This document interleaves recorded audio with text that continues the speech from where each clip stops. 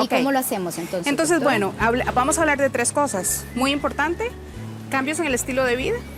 Okay. ¿Cómo cuáles, que doctora? incluye, digamos, un buen manejo del estrés, ¿verdad? Porque el estrés nos aumenta la frecuencia cardíaca, por lo tanto nos aumenta la presión arterial, ¿verdad? Porque por estrés muchas veces comemos por ansiedad, sobre todo lo que son harinas, azúcares, bebidas azucaradas. Entonces, en este sentido, el manejo del estrés es muy importante. Tipo ejercicio, tipo meditación, tipo yoga, oración, todo lo que nos ayude a bajar el estrés.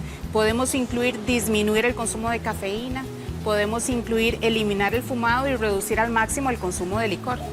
Ahora, doctora, ¿tenemos suplementos o a nivel de medicina natural, a qué le echamos mano? A nivel de medicina natural, primero le echamos mano a la comida, ¿verdad? Siempre una alimentación sana. Balanceada. Yo les traje, digamos, diferentes ejemplos. Como ustedes ven, la mayoría de lo que yo le traje no son harinas, sino que son vegetales fibrosos, de color, que tienen muchos antioxidantes, mucha fibra soluble, mucha fibra insoluble. Aquí tenemos el ajo y la cebolla, que sabemos que son realmente antioxidantes a nivel cardiovascular. De la mano estos. De grasas les traje el ejemplo del aguacate, por supuesto que bien lo sabemos, y el ejemplo del aceite de coco, que se puede usar inclusive para cocinar. Además de cocinar, ¿cómo lo incorporamos en la dieta, doctora? Se puede usar en batidos, ¿verdad? Se puede usar en batidos. En un batido verde se agrega a la licuadora, se puede inclusive agregar al café caliente. ¿Cuánto sería lo recomendado en un batido o en el cafecito, doctora? Una cucharadita, eso es como al gusto, realmente. ¿Y esto es grasa saludable? Entonces, es una grasa completamente saludable, rica en antioxidantes y que nos ayuda a combatir la enfermedad ateromatosa, ¿verdad? Porque esa es cuando hablamos de sustancias antioxidantes como el aceite de coco, como la cúrcuma, como las semillas de chía, como los aceites que traen las nueces, como los aceites que traen los pescados. Este es un ejemplo de atún, podría ser salmón, inclusive los huevos, que hay tanto dilema en cuanto al colesterol de los huevos. Siempre. ¿Verdad? ¿El huevito sí aporta entonces? Sí aporta. En su totalidad. En su totalidad. Y yo siempre lo que converso con mis pacientes es, está bien el consumo de huevo, pero depende de con qué lo vamos a combinar. Si ya lo vamos a combinar con pan y mantequilla, pues la combinación no está tan buena. Pero combinar huevos con vegetales, ¿verdad? Con hojas verdes, con chile, con cebolla, con tomate, son excelentes combinaciones porque el huevo aporta los mismos fosfolípidos que nos ayudan con el metabolismo del colesterol. Entonces ahí nos vamos enrumbando a tener un buen metabolismo. Correcto. Doctora, ¿qué más? Porque aquí tenemos semillas. Estos son ejemplos que yo les traje, digamos, como para hacer meriendas, ¿verdad? Okay. Podríamos merendar con nueces, que son definitivamente ricos en omega 3 y en omega 6. Aquí tenemos las nueces tradicionales y tenemos los pistachos, ¿verdad? Ahora, doctora, esas semillas, hay muchas semillas. ¿Estas son las únicas o podríamos echar mano a otras semillas? Podríamos echar mano definitivamente a las almendras, inclusive a las macadamias, que tienen fuentes de grasa muy saludable. Lo que estamos dejando más afuera son las que tienen más harina, tipo el maní, por ejemplo. El maní es muy harinoso y más bien, ni siquiera es una nuez, ¿verdad? Es un frijol. Entonces el maní que la gente hace mano no es una fuente tan saludable como lo son estas. Aquí tengo otras fuentes de fibra. ¿Qué es esto, doctor? Estos son semillas de chía. Ah, la chía, cierto. Que se pueden usar para cocinar, quedan deliciosos en batidos, quedan deliciosos en postres con leche de coco, por ejemplo, y es una manera en que estamos consumiendo comida muy saludable para nuestro corazón. Esta fibra la necesitamos para ayudar también con la excreción del colesterol que no malo, ¿verdad? Que no tenemos en el cuerpo.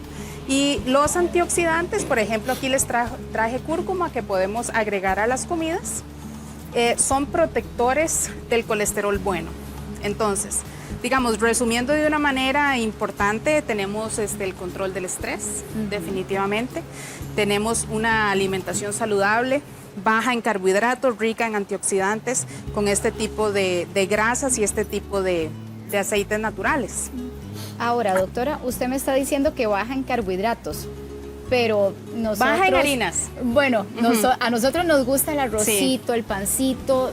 ¿Cuál sería su recomendación para sustituir estos alimentos? Yo lo que diría es, por ejemplo, hacer uso de carbohidratos que sean más saludables, que sean más fibrosos. Digamos, el camote es un excelente ejemplo, ¿verdad? O sea, lo que vamos a tratar de reducir son las papas, el arroz blanco, el pan blanco, las pastas, los azúcares de la repostería y sobre todo los azúcares de las bebidas, ¿verdad? Las bebidas gaseosas son un gran gran enemigo, ¿verdad? Por decirlo así. Entonces, cuando hacemos vamos a escoger carbohidratos que sean carbohidratos más complejos, por ejemplo, el camote, por ejemplo, la yuca, todas nuestras raíces, el tiquisque, inclusive el plátano, los frijoles, siempre que sea una baja cantidad, ¿verdad? Ahora, doctora, y todo esto que es, por ejemplo, las harinas integrales, el pancito, la pasta integral, ¿qué papel juega en una dieta como esta? Yo diría, digamos, a lo que yo les recomiendo a mis pacientes es evitar este tipo de harinas, aún así sean integrales. Es mejor llegar a harinas que no sean procesadas, como las de la naturaleza, en leguminosas y en raíces. Ok, doctora, los suplementos, porque creo que en esta esquina tenemos suplementos. Suplementos, realmente andamos buscando antioxidantes, ¿verdad? ¿Qué es lo que sucede? Que ya no es tan importante, y esto es algo que ha cambiado en la medicina, ya no es tan importante la cantidad de colesterol total que tenemos. La gente llega y dice, doctora, tengo el colesterol en 210 y realmente eso me preocupa. Y realmente no es eso. Ahora tenemos que hacer paneles de colesterol más avanzados, en sangre también, en que nos van a decir si esas moléculas de colesterol son de alto riesgo o no. Cuál es nuestra cantidad de colesterol bueno, cuál es nuestra cantidad de colesterol malo, y decidir realmente si un paciente necesita estar a largo plazo con medicamentos para bajar los lípidos. Y realmente no es la mayoría de las personas que necesitan este medicamento, como se cree tradicionalmente. ¿Porque no se evaluó bien los exámenes, doctora, entonces? O porque no se hizo un panel completo, porque normalmente lo que hacemos es un panel de lípidos que nos da un colesterol total y la gente se alarma porque está un poquito alta, pero realmente debemos investigarlo, digamos, de una manera más profunda, más analítica. Entonces, bueno, en algunos casos es necesario el uso de medicamentos antilipémicos, pero en el caso de que no sea necesario, hemos venido hablando de antioxidantes y hay realmente una muy alta concentración en los omegas, ¿verdad? Que estos son omega 3, que son fuentes de pescado. Para nuestros pacientes vegetarianos también hay omega 6 y omega 9, que son saludables, extraídos de plantas medicinales. En este caso yo les estoy mostrando los omegas de pescado y son moléculas que son antioxidantes y que nos van a ayudar en diferentes cosas. Nos van a ayudar a bajar los niveles de triglicéridos, nos van a ayudar a aumentar el nivel de colesterol HDL, que es el colesterol saludable. Bueno. ¿Sí? Y muy importante es que nos va a ayudar a neutralizar esas moléculas de colesterol LDL, que es el colesterol que puede producir daño. El que identificamos como malo, doctora. Que no siempre es totalmente malo, pero sí. Cuando ese colesterol LDL, que es el que tiene un potencial de hacer daño, estos antioxidantes vienen y, por decirlo de una manera sencilla, encapsulan esas moléculas de LDL para que salgan del cuerpo y para que no logren hacer daño.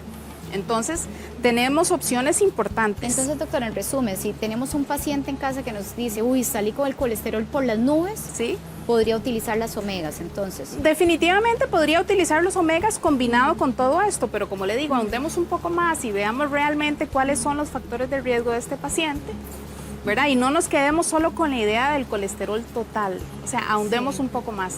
Recuerden, los triglicéridos son importantísimos también, son un factor de riesgo. Y los triglicéridos son grasas que el cuerpo produce a raíz de comer carbohidratos. Pero entonces, para que nos quede claro eso, doctor, un paciente, ¿qué debería hacer o qué exámenes debería pedir y qué orientación en el caso? Entonces, resumiendo, para el diagnóstico del síndrome metabólico hay que tomar la presión, hay que medir la circunferencia abdominal, hay que medir los niveles de azúcar en la sangre en ayunas, hay que medir los triglicéridos y medir el colesterol bueno, que es el HDL. Esos son los criterios criterios a tomar en cuenta. Recuerden, todo esto es reversible y si no hacemos algo al respecto, esto es progresivo, ¿verdad?, para llegar a tener diabetes o enfermedad cardiovascular a una edad temprana. ¿Hay un rango de edad donde el paciente sea más proclive a padecer de estos síndromes, doctora? Yo diría que eso ha cambiado con el tiempo. Ahora vemos niños obesos de 9 años, ¿verdad? Y vemos diabetes a los 25 años. Entonces antes esto era más una enfermedad que venía con la edad. Ahora ya no necesariamente, y ahora lo que vemos es la gente que se cuida con su ejercicio, con su plan de alimentación saludable, logra definitivamente salir del riesgo del síndrome metabólico. En el caso de nosotras las mujeres, doctora, ¿qué tan frecuente es este síndrome? Es bastante frecuente en el sentido de que un alto porcentaje de la población en la mujer tiene sobrepeso y tiene obesidad. Entonces, siempre que tengamos obesidad, sobrepeso, notemos la acumulación de grasa alrededor de la cintura, tenemos que pensar, ¿será que yo tengo síndrome metabólico? ¿Será que estoy a alto riesgo para la diabetes? Y no debemos esperar, porque mucha gente lo que dice, no, es que a mí el azúcar se me sube un poquito, pero me dijeron que no necesito tratamiento. Pues no, o sea, realmente no queremos esperar a tener diabetes, a tener hipertensión. Hagámoslo de una manera preventiva. Ahora, doctora, hablando de prevención, ¿cuáles serían los exámenes que el médico me va a mandar si yo tengo sospechas de que podría ser candidato a este síndrome? Ok, presión arterial y circunferencia abdominal. Vamos a pedir un perfil de lípidos definitivamente para saber cómo está el colesterol, cómo están los triglicéridos, cómo está el HDL. Vamos a pedir niveles de azúcar en la sangre. Y a mí definitivamente me gusta complementar este análisis con la parte hormonal, definitivamente. Que está ¿Cuáles exámenes, doctora, en el campo insulina, hormonal? por ejemplo, niveles de insulina, porque hay mucha gente que tiene niveles elevados de insulina, inclusive teniendo niveles de azúcar normales. Definitivamente la función de la tiroides es importantísima, porque la función de la tiroides podría afectar negativamente el metabolismo de los carbohidratos. Entonces la función de la tiroides es algo que siempre tenemos que hacer. Definitivamente me gusta ver cuál es la parte de las hormonas del estrés, del cortisol, del DHA, porque ya sabemos que el estrés por sí solo es un factor de riesgo. ¿Está vinculado con este síndrome Claro, también, doctora? definitivamente que sí.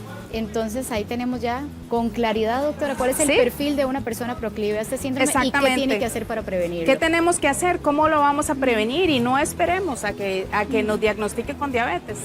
Tomemos las acciones antes. Y realmente que estos programas son lindísimos, porque el paciente come saludable, hace ejercicio, duerme bien, se siente bien, nota una diferencia definitivamente. Y eso mismo los motiva a tener estos cambios en el estilo de vida. Doctora, ¿entre hombres y mujeres hay alguna diferencia en el comportamiento de este síndrome? Entre hombres y mujeres, pues realmente yo diría que todos estamos expuestos. ¿Y qué es lo que sucede? O sea, estadísticamente el hombre presenta enfermedad cardiovascular a una edad más temprana, ¿verdad? Ellos empiezan con la enfermedad cardiovascular tipo 45 años, ya vemos que viene la obesidad, que viene la hipertensión, y los hombres el pico de incidencia es más joven. En la mujer el pico de la incidencia de la enfermedad cardiovascular es más tardío, es alrededor de los 55 años, cuando superamos al hombre en muertes por eventos cardiovasculares. Y mucho de esto sucede también porque se pierde el efecto protector de las hormonas después de la menopausia. Entonces, los tratamientos con reemplazos de hormonas bioidénticas que tanto hemos conversado ¿verdad? en entrevistas anteriores, también tiene un efecto protector cardiovascular para la mujer. Entonces, una mujer que incorpora estos cambios en el estilo de vida y tiene un buen control hormonal, definitivamente es una mujer que va mucho más segura en la prevención de estos eventos. Ahora, doctora, si más bien tengo todos estos síntomas, sigo así, ¿en qué me expongo a nivel de corazón siendo mujer arrastrando este síndrome? Definitivamente, como les dije, el síndrome metabólico significa que tengo un riesgo elevado de desarrollar de manera temprana tanto la diabetes como los eventos cardiovasculares. Y esto significa en que aumenta la mortalidad. A raíz de este mal estilo de vida, porque Correcto. tiene que ver con eso. Doctora, Correcto. ¿a nivel de huesos hay alguna afectación con este síndrome? A nivel de huesos, bueno, digámoslo de esta manera, la obesidad puede ser un factor de riesgo para la osteoporosis, porque recordemos que el hueso, mucho de lo que se mantiene el hueso, que le da la fuerza al hueso, es la contracción, relajación muscular que hacemos. Por eso decimos que el ejercicio de resistencia es el mejor ejercicio para combatir la osteoporosis, ¿verdad? Los ejercicios tipo pilates, tipo pesas, tipo funcionales, ¿verdad? Que se habla tanto ahora. Entonces, una persona que no tiene una buena masa muscular y que por el contrario tiene un porcentaje de grasa alto, puede estar en riesgo para tener osteoporosis y osteopenia también. Muy Cualquiera bien. de las dos. Doctora, muchísimas gracias. Con todo gusto. Que no se acabe, la presión alta, Sí. los rangos que debería mantener la persona y además cómo influye esto dentro de las categorías, ¿verdad? Que somos Es una proclives de al las síndrome. categorías. Recuerden que de los 5 criterios, la hipertensión es una de las 5. Y para tener el síndrome metabólico, podemos tener 3. Ya con 3 criterios tenemos 3 de los diagnóstico. 5. Correcto. Entonces, la hipertensión ahora, bueno, cada vez bajan más, ¿verdad? Los criterios de dónde se diagnostica el síndrome, la hipertensión. Y en este caso estamos hablando de una presión mayor o igual a 130/85. También consideramos para el diagnóstico del síndrome metabólico un paciente que ya tenga tratamiento para la hipertensión. Entonces muchas personas llaman y dicen, doctora, es que yo quiero nada más tomar cosas naturales para la presión alta. Entonces mi respuesta es, o sea, no es tan fácil como eso. Yo no le puedo dar a usted omegas o ácido lipoico o algún tipo de vitamina para bajarle la presión. Eso no funciona así. Lo que yo siempre les explico a los pacientes es, hagamos un plan de combinación en que inclusive agregando sustancias naturales, que tenemos muchas opciones, nosotros podemos ayudar a esos medicamentos antihipertensivos a funcionar mejor. Entonces, un paciente que toma un antihipertensivo y que tal vez no responde tan bien, al incorporar este tipo de cambios y este tipo de sustancias naturales, la respuesta va a ser mucho mejor. Doctora, usted hablaba del ejercicio. Sí. Ya una persona que sospecha o que le diagnosticaron este síndrome, ¿qué tanto debería estar haciendo movimiento y ejercicio diariamente? Bueno, primero con indicación médica, saber si el paciente está en condición o no de hacer ejercicio, ¿verdad? Porque si un paciente no debe empezar una sesión de ejercicio estando hipertenso. Entonces, bueno, eso sería lo primero. Muchas veces los pacientes van a requerir una valoración cardiológica, una prueba de esfuerzo para saber qué es el momento ideal para empezar a hacer el ejercicio. Una vez que el paciente hace ejercicio, siempre lo que decimos a nivel de tiempo, ¿verdad? Son los 200 minutos por semana, que lo vamos a dividir en 4 a 5 sesiones, digamos 5 sesiones de 40 minutos, 4 sesiones de 50 minutos. No se vale una sesión de 200 minutos el domingo, por eso ¿verdad? le decía sí, que es una cómo cuestión de que lo vamos a dividir y entonces, claro, o sea, toda esta liberación de hormona de crecimiento que nos produce el ejercicio es la restauración del cuerpo, ¿verdad? Por eso usted ve que los atletas se mantienen jóvenes, ¿verdad?